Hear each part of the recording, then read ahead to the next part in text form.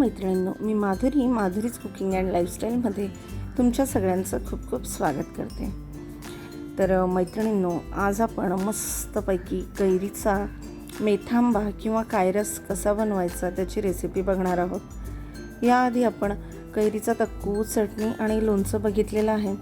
चला तर मग सुरुवात करूया. ह्यासाठी मी 2 कैऱ्या स्वच्छ धुवून घेतलेल्या आहेत आणि आता काय करायचं, याचं देठ काढून घ्यायचं आहे आणि देठ काढल्याच्या नंतर याची साल काढून घ्यायची आहे. शक्यतोवर साल काढल्याशिवाय हा मेथांबा करायचा नाही. त्याच्यामुळे काय होतं, हा खूप दिवस टिकतो आणि सालीमुळे थोडासा कडवटपणा येऊ शकतो. त्यामुळे शक्यतोवर साल काढून घ्यायची आहे.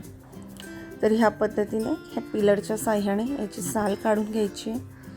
हा मेथांबा किंवा कायरस खायला खूप मस्त एकदम चटपटीत लागतो आणि विशेष म्हणजे साधारणपणे 5 ते 7 दिवस हा आरामात राहतो. पण तोपर्यंत उरत नाही हा भाग निराळा, कारण सगळ्यांनाच खूप आवडतो. त्याच्यामुळे तो काही शिल्लक असा राहत नाही. तर तुम्ही नक्की ट्राय करा. आता ह्या पद्धतीने अशी साल काढून घ्यायची आहे दोन्ही कैरीची. साधारणपणे ही 1 पाव कैरी आहे. आता साल काढून झाली आहे. तर याचे आता असे पहिल्यांदा छोटे छोटे काप करून घ्यायचे आणि मग याच्या फोडी करायच्या आहेत. तर काही स्क्वेअर शेपमध्येच फोडी झाल्या पाहिजेत असा काही नियम नाही आहे. सध्या कोय लागलेली आहे, कवळी कैरी असल्यामुळे, तर हा मधला पार्ट काढून टाकायचा आहे आणि ह्या पद्धतीने ही कैरी अशी बारीक चिरून घ्यायची आहे. आपल्याला ही रँडमली कट करायची आहे. एकदम परफेक्ट एकाच साईजमध्ये स्क्वेअर शेप झाला पाहिजे असं काही नाही. तुम्हाला आवडत असेल तर तुम्ही याचे उभे काप देखील करून घेऊ शकता. खूप छोटे करायचे नाही किंवा खूप मोठ्या देखील फोडी करायच्या नाही, पण उभे काप देखील छान लागतात आणि छान वाटतात. पण मी आज असे छोटे काप करते ह्या पद्धतीने.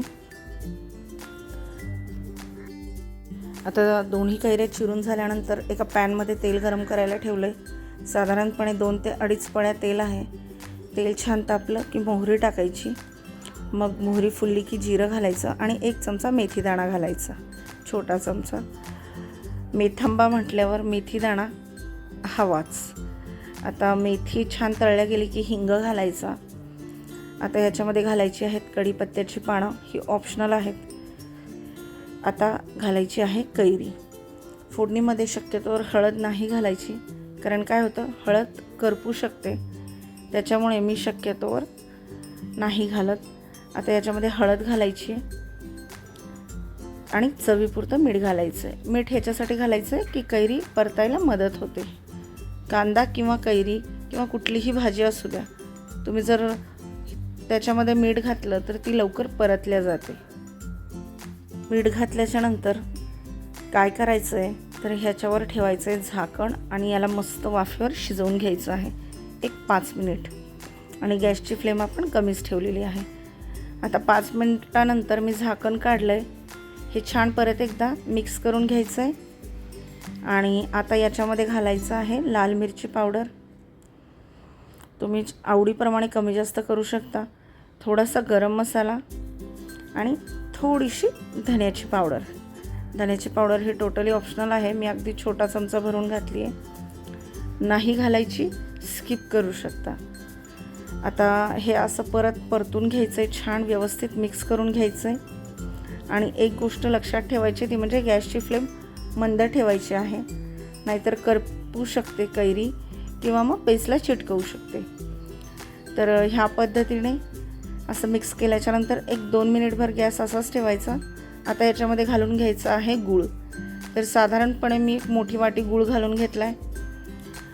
कैरी कितपत आंबट आहे त्याच्यावर गुळाचं प्रमाण आपल्याला ठरवायचं आहे. आता ही गावरान कैरी असल्यामुळे ही आंबटच असते, तर म्हणून मी मोठी वाटी भरून गूळ घालून घेतलेला आहे. आणि आता गूळ घातल्याच्यानंतर हे असं मिक्स करायचं आणि याच्यामध्ये अगदी थोडंसं पाणी घालायचं, हार्डली पाव ग्लास.